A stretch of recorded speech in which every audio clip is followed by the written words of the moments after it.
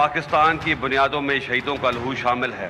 वतन के बेटों ने लब्बैक कहा, माओं ने अपने लाल, बीवियों ने अपने सुहाग, बहनों ने अपने भाई और बच्चों ने अपने सर की छत पाकिस्तान पे निछावर की।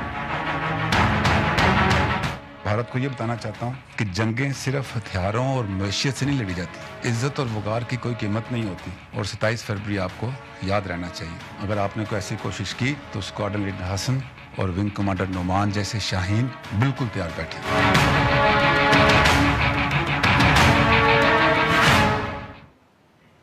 वेलकम टू न्यूज़ वाइज, मैं हूँ आरिफा नूर। नाजरीन, आज मुल्क भर में 6 सितंबर मनाया जा रहा है, यानी कि यौम दफ़ा। 6 सितंबर या यौम दफ़ा ये 1965 की जो पाक भारत जंग थी उसके हवाले से हम हर साल मनाते हैं और बात करते हैं उस जंग की और उस दिन की जब हमारे ऊपर एक हमला हुआ और हमने उसका इतना कामयाब दिफा किया कि आज भी वो दिन डिफ़ेंस डे के नाम से याद किया जाता है। मगर डिफ़ेंस का मतलब क्या सिर्फ़ एक कन्वेंशनल वॉरफेयर के अंदर अपनी सरहदों की हिफाजत करना या एक अटैक को जो है उससे डिफ़ेंड करना, क्या इसी के हवाले से आज भी हम डिफ़ेंस की बात कर सकते हैं? या पिछले सालों में जो पिछले कितने दहाइयाँ गुजरी हैं, डिफ़ेंस का जो कॉन्सेप्ट है वो तब्दील हो गया है और हमें अब इसको एक ब्रॉडर पर्सपेक्टिव से देखने की ज़रूरत है। पहले तो बात सिर्फ ये की जाती थी कि जब से न्यूक्लियर वेपन्स आए हैं तो जो एक कन्वेंशनल वॉरफेयर है उसमें बहुत तब्दीलियां आ गई हैं। डेटरेंस की बात होती थी, म्यूचुअल अश्योर्ड डिस्ट्रक्शन की बात होती थी। कन्वेंशनल वॉरफेयर को कहा जाता था कि ये अब शायद कुछ थोड़ा सा इररेलेवेंट हो गया है। मगर उसके बाद फिर ऑब्वियसली टैक्टिकल न्यूक्लियर वेपन्स आए, उसके हवाले से भी हमने बात की। बट अब तो इससे भी हम आगे चले गए हैं। बार बार हमारी जो मिलिट्री लीडरशिप है वो भी बात करती है 5th जनरेशन वॉरफेयर की, यानी कि अब जो जंग है उसके अंदर इंफॉर्मेशन और किस तरह इंफॉर्मेशन फैलाई जाती है या मिस इन्फॉर्मेशन फैलाई जाती है वो भी एक बहुत अहम पहलू बन गया है। और साथ में 9/11 के बाद पाकिस्तान के अंदर ख़ुद जो हमारा एक तजुर्बा रहा इंटरनल सिक्योरिटी के हवाले से, जो पिछले 10 सालों के अंदर हमारी फ़ौज ने एक जंग लड़ी है अपने बॉर्डर्स के अंदर ही और जिस तरह डिफ़ेंड किया है इस मुल्क को, उसकी वजह से भी क्या जो एक डिफ़ेंस का कॉन्सेप्ट है उसको हमें एक मुख्तलिफ़ तरीक़े से देखने की कोशिश करनी चाहिए कि नहीं, या वो इंटरनल सिक्योरिटी ही रहनी चाहिए और वो डिफ़ेंस के जो कन्वेंशनल एक डिफ़ेंस का कॉन्सेप्ट है उससे फ़र्क होता है। और साथ में आजकल बहुत बात होती है कि इकोनॉमिकली एक मुल्क कितना स्ट्रॉन्ग है, कितना तैयार है, कितना इंटीग्रेटेड है वर्ल्ड इकॉनमी में, और उसकी वो भी दिफा का एक हिस्सा बन गया है। आज हम इन सब इश्यूज़ पे बात करने की कोशिश करेंगे और ये देखने की कोशिश करेंगे कि डिफ़ेंस का जो एक ख़याल है, एक कॉन्सेप्ट है, ये जो एक लफ्ज़ है, इसके अब क्या कितने मायने हैं और हमें इसको कितने मुख्तलिफ़ तरीक़े से देखने की कोशिश है या कोशिश नहीं होनी चाहिए। और हमें ज्वाइन करेंगे इस डिस्कशन में शुजा नवाज़ साहिब, जो डिस्टिंग्विश्ड फ़ेलो है एट द अटलांटिक काउंसिल, और उनकी ताज़ा तरीन किताब द बैटल फॉर पाकिस्तान जल्द ही आ रही है। और साथ हमारे होंगे शहजाद चौधरी साहब, जो एक सीनियर दिफाई तज्ज़ियाकार हैं। Welcome to the show both of you. Shahzad Chaudhary साहब, आपसे शुरू करूँगी। यही सवाल जो सामने रखा कि ये जो लफ्ज़ है डिफ़ेंस और जो कॉन्सेप्ट है या ख़याल है, इसमें कितनी तब्दीली हुई है माजी में और हमें इसको अब क्या मुख्तलिफ़ तरीक़े से देखने की ज़रूरत है? देखिए, जब तक कौमों में ख़ुद मुख्तारी और सालमियत का एक नोशन या एक ख़याल मौजूद रहेगा कि ख़ुद मुख्तारी होनी चाहिए किसी कौम में और सालमियत भी उसकी ज़रूरी है, अगर ये दो नोशंस रहे हैं और वैलिड हैं किसी भी कौम के लिए, तो फिर उस कौम के लिए दिफा एक तरह से लाजम हो जाता है कि वो कम से कम इन दो जो बुनियादी ज़रूरियात हैं उसका दिफा कर सके। अच्छा, अब उसके दिफा करने के बहुत सारे तरीक़े हैं। अब हम, चूँकि आपने डिफ़ेंस का ज़िक्र किया, आपने जंग की एक बदलती हुई नौइयत है उसका ज़िक्र किया, आपने इर्रेगुलर वॉरफेयर का ज़िक्र किया, आपने ये जो 4th या 3rd या 5th जनरेशन वॉरफेयर है इसका ज़िक्र किया। तो इसका सिर्फ मतलब ये है कि आपने हर तरह की जंग की काबिलियत अपने पास ज़रूर रखनी है ताकि किसी भी जंग के तरीक़े को इस्तेमाल करते हुए कोई आपकी खुद मुख्तारी और सालमियत को ज़ख्म ना पहुँचा सके। अच्छा, एक तो ये कॉन्सेप्ट है जिसको हमें समझना चाहिए। ایک اور سوال پیدا ہوتا ہے کہ کیا خود مختاری اور سالمیت کا جو نوشن ہے یہ بھی تبدیل ہوا ہے اوور ٹائم؟ کیا اس کے اندر بھی تبدیلی آئی ہے؟ تو میں سمجھتا ہوں کہ اس میں بھی تبدیلی آئی ہے، لیکن ہم آج دنیا میں اس جگہ پہ نہیں کھڑے جہاں پہ ہم یہ بولیں کہ کوئی ملک بغیر افواج کے رہ سکتا ہے، یعنی فوجیں نہیں ہونی چاہیے. کوئی نہ کوئی دفاع کا نظام اس کا ضرور ہوگا، ارریگولر ہوگا، ریزروسٹ کا ہوگا، اسٹینڈنگ ملٹری کا ہوگا، یہ ہر کوئی نہ کوئی رکھنا پڑے گا، کیونکہ اس ملک کو انٹرنلی ایکسٹرنلی کچھ ایسے چیلنجز درپیش ہو سکتے ہیں جہاں پر اس کو اس قسم کی فورس کی ضرورت پڑ سکتی ہے. تو میرا اپنا خیال یہ ہے کہ جب فنڈامنٹل پوائنٹ آف ویو سے دیکھا جاتا ہے تو دفاع میں شاید کوئی بہت بڑی تبدیلی نہیں ہے، نہ ہی میں کوئی 5th generation 4th generation 3rd generation کے اندر بہت بڑی تبدیلیاں دیکھتا ہوں. ہاں، ٹولز آف وار بدل گئے ہیں، tools of application of war بدل گئے ہیں، ورنہ لوگ پہلے بھی ڈس انفارمیشن کو استعمال کرتے تھے. یہ تو دوسری جنگ عظیم سے شروع ہوا ہے، اور خاص طور پہ پیٹرن کا جو اٹیک تھا سیکنڈ ورلڈ وار کے اندر وہ تو تھا ہی ایک مکمل ڈسیپشن اور strategy based on disinformation. تو کہنے کا مطلب یہ ہوا، لیکن آپ یہ کہہ سکتے ہیں سوشل میڈیا کی وجہ سے اتنے سارے اور فرنٹ کھل گئے کہ اب دشمن آپ کو اور طرح سے تکلیف اور نقصان پہنچا سکتا ہے. آپ کے اندر شگاف پیدا ہو سکتے ہیں آپ کے معاشرے کے اندر، اور کمزوریاں جب معاشرہ کمزور ہوتا ہے تو پھر آسانی ہو جاتی ہے جو دشمن آپ کو نقصان پہنچانا چاہتا ہے اس کے لیے. تو نوعیت بدل گئی، ٹولز آف وار بدل گئے، لیکن وار کا جو بیسک بنیادی مقصد تھا یا ڈیفنس کا جو بنیادی مقصد تھا کہ آپ کو اپنی خود مختاری اور سالمیت کا آج بھی دفاع کرنا ہے، تو کسی نہ کسی شکل میں وہ ضرور رہے گا. شجاع نواز صاحب، یہی سوال میں آپ کی طرف لے کے آتی ہوں کہ جیسے جو شہزاد چودھری صاحب نے بات کی کہ خود مختاری اور سالمیت، اس سے انہوں نے ڈیفنس کو لنک کیا ہے، آپ بھی اس ڈیفینیشن سے اگری کریں گے یا would you like to put it a little differently؟ میں بہت خوش ہوں کہ ہم دونوں ایک ہی اسکول کے پڑھے ہوئے ہیں، تو ظاہر ہے ہمارے خیالات بھی متفق ہیں. ہمارے ڈیفنس کا جو کانسیپٹ ہے میرے نزدیک وہ ان نئے سلوگنز پہ مبنی نہیں ہے. اس میں سول اور ملٹری دونوں کا حصہ ہوتا ہے، اور خود مختاری کے علاوہ میں کہوں گا کہ خودداری بہت ضروری ہے کہ ملک کو ایسے فیصلے کرنے چاہیں جو ملک کی خاطر ہوں. پاکستان کی ہسٹری جس پہ میں نے کافی کام کیا ہے اور نئی کتاب میں بھی خاص طور پہ میں یہ ظاہر ہوتا ہے کہ بہت سی حکومتیں سول اور ملٹری دونوں دوسرے ممالک کے کہنے پر چلتی ہیں اور شارٹ ٹرم گینز کے لیے ایسے اقدام لیتی ہیں جن سے کہ ملک کی سالمیت اور ملک کے دفاع پہ اثر پڑتا ہے. تو یہ 4th 5th 3rd 5th جو بھی جنریشنز کا جو سلوگن ہے، شہزاد بالکل صحیح فرما رہے ہیں کہ یہ بالکل غلط ہے. میں پیٹرن کو چھوڑیے، یہ سن ٹزو جا کے پڑھیں تو آپ کو پتہ چلے گا کہ کتنی ملٹی فیسٹڈ چیز جنگ ہوتی ہے، اور اس میں اگر آپ نے امن لانا ہے تو بہت ضروری ہے کہ آپ کا دفاع بھی مضبوط ہو تاکہ اس کے بیسس پہ امن ہو. اور جو پروفیشنل سولجر ہوتا ہے اس کا سب سے بیسک ویژن اور ویو یہی ہوتا ہے کہ جنگ نہ ہو، اور اس کے ملٹی فیسٹڈ ایسپیکٹس جو ہے اس پہ ہم بات کر سکتے ہیں کہ کس حد تک پاکستان نے اپنے سالمیت کے لیے اپنی اکانومی کو، اپنی سیاست کو قائم رکھا ہے اور اپنی فوج کو اس طرح سے آرگنائز کیا ہے کہ اگر کوئی بیرونی یا داخلی اس پہ حملہ ہو تو اس کو رد کر سکے. جی، یہ جو آپ دونوں نے خود مختاری کا لفظ استعمال کیا، اگر آپ مجھے اجازت دیں تو اس کا جو مجھے انگریزی میں ترجمہ سمجھ آتا ہے وہ ساورنٹی کے حوالے سے شاید ہم بات کر سکتے ہیں.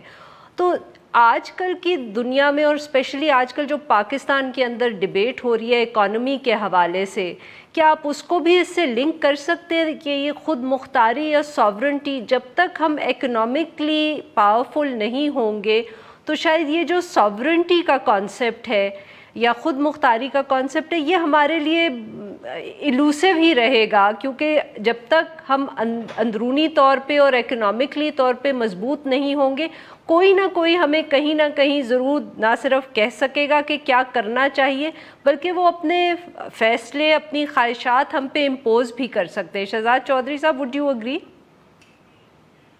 دیکھیے، ساورنٹی کا جو مطلب بالکل آپ نے صحیح کہا، خود مختاری ساورنٹی کو ہی کہا جاتا ہے، اور یہی مقصد تھا, یہی کہنے کا ہمارا مطلب تھا. لیکن ساورنٹی بڑے طریقوں سے سیڈ ہوتی ہے, یعنی ہم اس کے اوپر کوئی نہ کوئی کمپرومائز کرتے ہیں. مثال کے طور پہ آپ ایک الائنس کا حصہ ہیں. آج برطانیہ بہت ساورن ملک ہے, لیکن آپ کو پتہ ہے کہ برطانیہ کے اندر کتنے امریکی بیس ہیں؟ اچھا, ہم کہہ سکتے ہیں کہ برطانیہ جو ہے اب ساورن نہیں ہے؟ ساورنٹی کا مطلب ہے کہ لوگ جنہوں نے ملک اپنے لیے بنایا وہ اپنے فیصلے خود کر پائیں. کیا آپ کی پارلیمنٹس آج کام کرتی ہیں, اپنے فیصلے خود کر پاتی ہیں؟ کیا آپ کا جو الیکشن کا نظام ہے, کیا آپ کے جو کورٹس ہیں یا کسی کے ڈکٹیٹڈ ہیں؟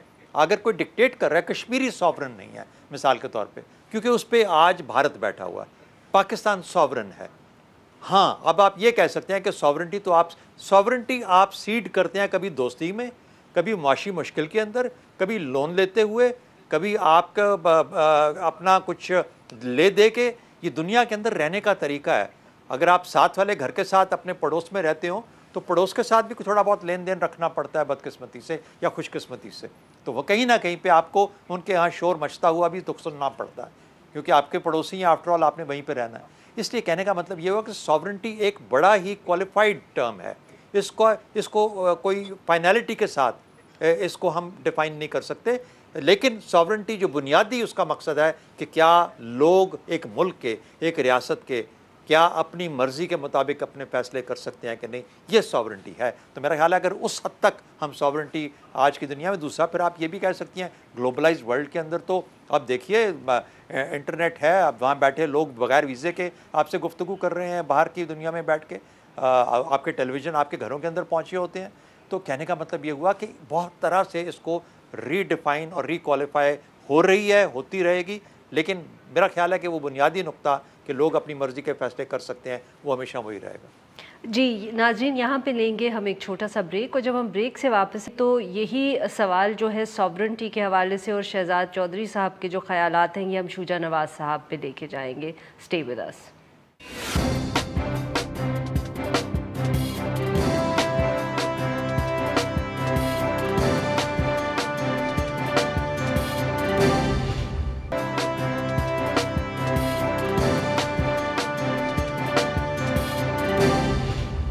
ویلکم بیک ناظرین, ہم گفتگو کریں شوجا نواز صاحب سے اور شہزاد چودھری صاحب سے. شوجا نواز صاحب, آپ نے شہزاد چودھری صاحب کی انٹرپریٹیشن جو تھی وہ تو دیکھی ہی صحیح ساورنٹی کے حوالے سے, اور ساتھ میں جو انہوں نے اکنامک ایشوز پہ بات کی.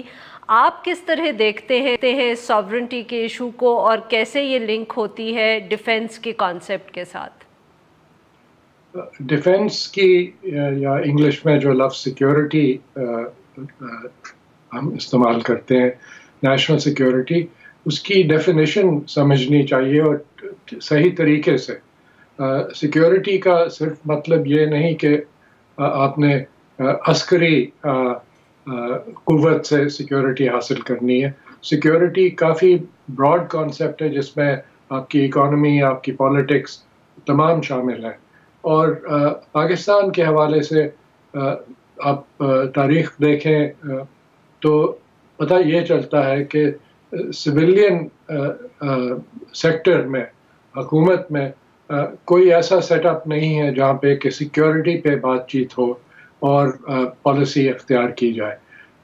آئینی طور پہ سویلین اتھارٹیز جو ہیں وہ پاکستان کی وار ڈائریکٹو بناتی ہیں, اور وار ڈائریکٹو بڑا سمپل سا ایک کانسیپٹ ہوتا ہے. کچھ فکرے ہیں جن سے پتہ چلتا ہے کہ پاکستان کا ڈیفنس کن پرنسپلز پہ مبنی ہے.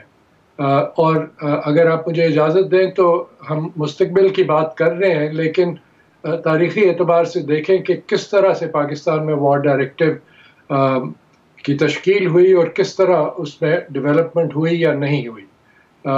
سب سے پہلے پبلک میں جو وار ڈائریکٹو کی بات ہوئی وہ حمود الرحمان کمیشن میں تھی, اور وہ پہلا موقع تھا جب کہ کمیشن میں وار ڈائریکٹو کو سائٹ کیا گیا.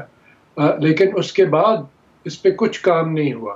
اور 1990 میں جب میں اپنی پہلی کتاب کراس سورڈز پہ کام کر رہا تھا تو میں نے انٹرویو کیا جنرل بیگ کو, اور انہوں نے وار ڈائریکٹو بتائی, اور اس سے یہی ظاہر ہوتا تھا کہ سویلین اتھارٹیز نے فوج کو کہا کہ آپ بارڈر کا ہر ایک انچ جو ہے وہ اس کو سالم رکھیں. اب ایک ملٹری جنرل کے لیے یہ بہت مشکل بات ہے کہ ہر انچ، کیونکہ آپ کئی جگہ وڈرا کرتے ہیں، کئی جگہ ایڈوانس کرتے ہیں، لیکن جب وہ وار ڈائریکٹیو ہو تو ایک تقریباً امپاسبل ٹاسک ہو جاتی ہے. اس کے بعد کوئی ڈیولپمنٹ نہیں ہوئی، اور پھر جنرل مشرف کے دور میں کوشش کی گئی فوج کے اندر کہ ایک نیا وار ڈائریکٹیو ایشو ہو جس کے بیسس پہ تینوں سروسز جو ہیں وہ اپنی ڈاکٹرن پیدا کریں، اس پہ پھر ڈسکشن ہو اور پھر فیصلہ کیا جائے کہ کیا ڈیفنس اپروچ ہوگی. اور جنرل مشرف کا ڈسمسو ایک رسپانس تھا کہ مجھے پتہ ہے کیا کرنا ہے، ہمیں کوئی ضرورت نہیں. میں سمجھتا ہوں کہ جو پرنسپلز جنرل بیگ نے اختیار کیے تھے اور جو 2012 میں بھی انہوں نے ایک نیوز پیپر آرٹیکل میں بتائے تھے، وہ بہت صحیح پرنسپلز ہیں. اور اس میں آپ کو ہائر ڈیفنس آرگنائزیشن کو دیکھنا ہوگا، آپ کو دیکھنا ہوگا کہ کیا وار ایمز ہیں، کیا آبجیکٹیوز ہیں، اور کیا کیپیبلٹی ہے اس کو پورا کرنے کی. جنرل کیانی نے ایک آرمی ڈاکٹرن بنائی اور اس میں انہوں نے کہا کہ یہ تھریٹس جو ہیں پاکستان کی وہ ملٹی فیسٹڈ ہے. یہ پہلی دفعہ تھی کہ صرف بیرونی تھریٹس نہیں تھی، انہوں نے داخلی تھریٹس کا بھی ذکر کیا، لیکن اس پہ بھی کچھ ایکشن نہیں ہوا. وہ اس لیے کہ سویلین سائڈ سے کسی نے اٹھایا نہیں اس کو اور صرف ملٹری کے حوالے کر دیا، اور نہ ہی تینوں سروسز سے ڈاکٹرنز منگائی گئی. ایک وار روم ہے، جب جنگ چھڑ جائے تو وہ وار روم ایکٹیویٹ ہوتا ہے پرائم منسٹر کے دفتر میں، وہاں پہ کوآرڈینیشن ہوتی ہے. لیکن جب تک کہ اس پہ عسکری اور سویلین سائڈ مل کے بیٹھ کے فیصلے نہیں کرتے تو مستقبل جو ہے وہ کافی کلاؤڈی لگتا ہے مجھے. تو بہت بہتری آئی ہے، بہت بہتر ہو گیا ہے معاملہ اب، لیکن بالکل صحیح بات شجاع کی کہ ہمیں اب سویلین سائڈ کو بھی زیادہ ایکٹیو ہونا چاہیے ان چیزوں میں سمجھنے کے لیے. جی ناظرین، یہاں پہ لیں گے ایک چھوٹا سا بریک، اور جب ہم بریک سے آئیں گے تو ہم اپنی گفتگو کو جاری رکھیں گے. اسٹے ود اس.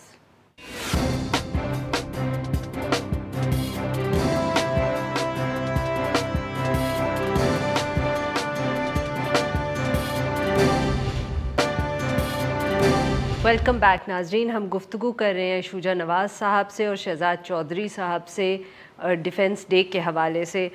شوجا نواز صاحب، شہزاد چودھری صاحب نے ابھی جو بات کی کہ وہ ایک ایوالونگ چیز ہوتی ہے اور کئی دفعے وہ انفارمل بھی ہوتی ہے، جو بھی ڈاکٹرن ہوتا ہے، اور فارمل بھی ہوتا ہے. فارمل ہو جائے تو اچھا ہے، مگر انفارملی بھی سب کو ایک اویئرنیس ہوتی ہے. تو کیا باقی ممالک میں بھی اسی طرح چیز چلتی ہے کہ انفارملی بھی اور فارملی بھی the process is continuing، بات ہو رہی ہے، ایوالو ہو رہا ہے، کچھ فارمل ہوتا ہے اور کچھ انفارمل ہوتا ہے؟ بالکل، اور کئی ممالک جو ہیں وہ اس پہ کافی ڈسپلن کے ساتھ کام کرتے ہیں، اور کئی جو ہیں وہ ان کا لیک آف ڈسپلن ہوتا ہے، یا اگر سینٹر آف گریوٹی نہ ہو ان کے ملک میں ڈیسیجن میکنگ کا تو پھر ڈسپلن نہیں ہوتا.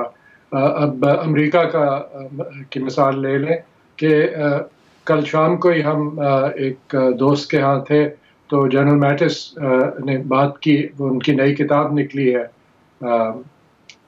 کال سائن کیوس.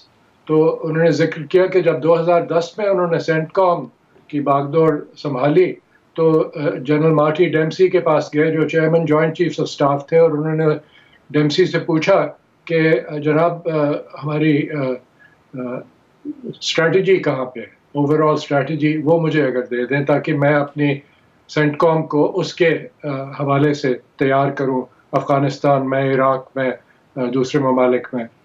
تو جنرل ڈیمسی کا جواب تھا کہ کوئی اسٹریٹجی نہیں ہے، ہمیں نہ دی گئی ہے.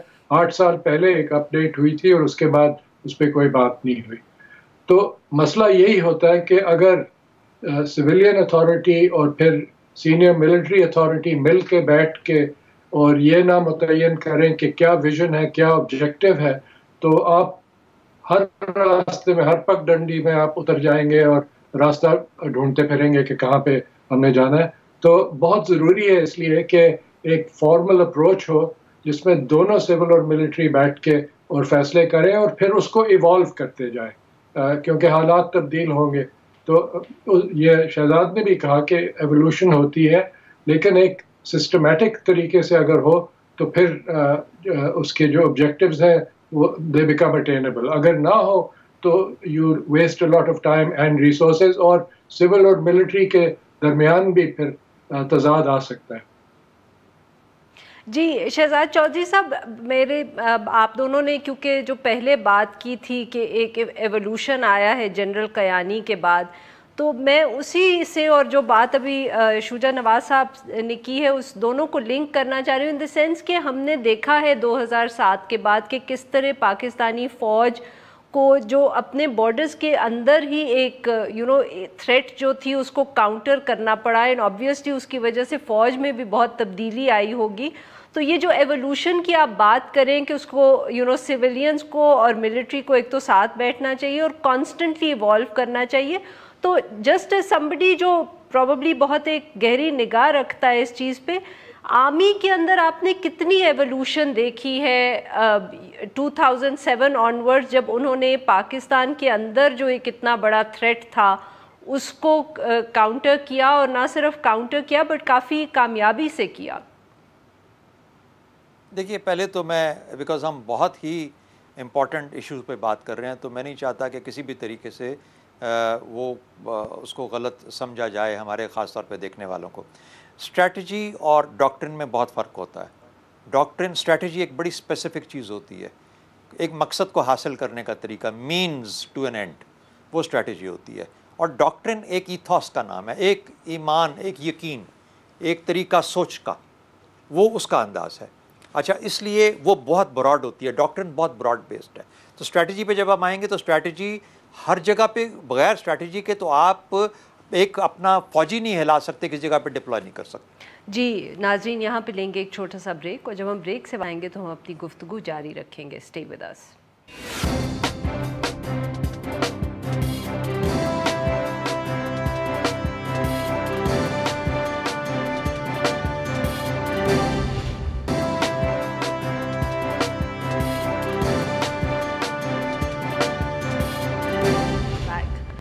ناظرین، ہم گفتگو کر رہے ہیں ڈیفنس ڈے کے حوالے سے. اب دس از دا لاسٹ پارٹ، وقت بہت کم ہے، مگر میں ایک سوال آپ دونوں کے پاس لے کے آؤں گی، کیونکہ شروع میں آپ دونوں نے یہ 5th جنریشن وارفیئر کے آئیڈیا کو بالکل ڈسکارڈ کر دیا تھا، مگر ہمارے ہاں اتنی اس پہ بات ہوتی ہے خاص طور پہ آج کل کے، کہ آئی ووڈ لائک کہ آپ دونوں جو ہیں اس پہ تھوڑی گفتگو کریں اور تھوڑا ایکسپلین کریں ہمارے ناظرین کو کہ اس میں کیوں کچھ نیا نہیں ہے اور کیوں ہمارے ہاں اس پہ اتنی بات ہوتی ہے. Shuja sahib can I ask you to start? جی ضرور. میرے نزدیک یہ جو لیبلز ہوتے ہیں یہ فیشنیبل ہوتے ہیں، اور ایک دہائی سے دوسری دہائی نئے لیبلز لگائے جاتے ہیں. تو 5th جنریشن کا جو اصلی مطلب ہے وہ صحیح ہے کہ ملٹی فیسٹڈ اپروچ ہونی چاہیے، اور disinformation, civil society, social media, سب جو چیزیں ہیں اس کو استعمال کر کے آپ دشمن پہ حاوی ہو سکتے ہیں، آیا کہ وہ دشمن داخلی ہو یا بیرونی ملک کا ہو. اس کے علاوہ آپ کو الائنسز بنانی پڑتی ہیں اور الائنسز کو قائم رکھنا پڑتا ہے، اور پاکستان کی ایکسپیرینس اس میں اچھی نہیں رہی. خاص طور پہ ہمارے بیسٹ فرینڈ جو تھے امریکہ کے ساتھ، میری کتاب کا آپ نے ذکر کیا تو اس کا سب ٹائٹل ہے The Bitter US Friendship and a Tough Neighborhood. تو اس میں وہ نیبرہڈ کی بھی کا ذکر آتا ہے اور امریکہ کے ساتھ جو ریلیشن شپ ہے اس کا بھی ذکر آتا ہے. تو اس میں صرف ملٹری ایسپیکٹ نہیں ہوتا، اور اس لیے اگر آپ لگانا چاہیں لیبل تو ضرور لگا لیں 5th جنریشن. لیکن یہ بات بہت پرانی ہے، اور ہمیشہ سے جو اچھا جرنیل ہوتا ہے اور جو اچھا حکمران ہوتا ہے وہ تمام چیزوں کو سامنے رکھتے ہوئے فیصلے کرتا ہے، اور اس طرح اپنی عسکری اور معاشرتی جو ان کی طاقت ہے اس کو بڑھاتا ہے. جی شہزاد چودھری صاحب، یہی سوال آپ کے لیے کہ ہمارے ہاں 5th جنریشن وارفیئر کا اتنا کیوں ذکر ہوتا ہے اگر آپ کہہ رہے ہیں کہ اس میں کوئی نئی بات نہیں ہے؟ ہاں میں آپ کو سمجھاتا ہوں. دیکھیے بات یہ ہے، سب سے بڑی بات ٹولز آف وار بدل گئے. کام وہی کرنا تھا، کام کسی طریقے سے دشمن کو ڈسلوکیٹ کرنا ہے مینٹلی، اس کی پہلے فوج کو، فوج کی لیڈرشپ کو، اور اس کے بعد اگر اس کے سیاسی لیڈران کو بھی ہم ڈسلوکیٹ کر دیں، دماغ ان کا گھوم جائے، ان کو سمجھ نہ آئے ان کے ساتھ ہو کیا رہا ہے، عوام کا یہ حال ہو جائے، پورا معاشرہ ایک انتشار کی شکل میں اختیار ہو جائے، تو وہ بڑا کمال ہو جائے گا کہ اس کے اوپر حاوی ہونا بہت آسان ہو جاتا ہے۔ تو یہ بنیادی بات ہے جو کہ آپ حاصل، پہلے آپ کرتے تھے سپیڈ کے ساتھ، لیتھیلٹی کے ساتھ، حملے کے ساتھ، فورسز کی امپلائمنٹ کے ساتھ، اب آپ کے پاس ٹولز آف وار بدل گئے، لیکن مقصد وہی ہے، حاصل وہی کرنا ہے۔ ہاں ایک بہتر ٹرم جس کو ہم کہہ سکتے ہیں وہ یہ ہے آج کے دور میں ہائبرڈ وار۔ آپ نے معاشی جنگ بھی چھیڑ دی، آپ نے سفارتی جنگ بھی چھیڑ دی، آپ نے اندر بھی اپنے جاسوس چھوڑ دیے، کلبھوشن یادو نے بھی اپنا کام شروع کر دیا، ادھر سے فوج نے LOC کے اوپر حملے شروع کر دیے، ادھر سے افغانستان کو ساتھ میں لا کے آپ نے ادھر سے بھی ایک ریگولر گروپس نے آپ کے اوپر اٹیک شروع کر۔ اس قسم کی جب جنگ آپ کیفیت میں گھس جاتے ہیں تو آپ اس کو کہتے ہو کہ اوہو یہ تو پہلی طرح کی جنگوں سے بہت مختلف ہوگی، یہ 5th جنریشن آ گئی، اس لیے کہ ٹولز بدل گئے، آسانیاں پیدا ہو گئیں اس قسم کی جنگ آپ کے اوپر لادنے کے لیے یا لاگو کرنے کے لیے، تو یہ 5th جنریشن وار ہوگی۔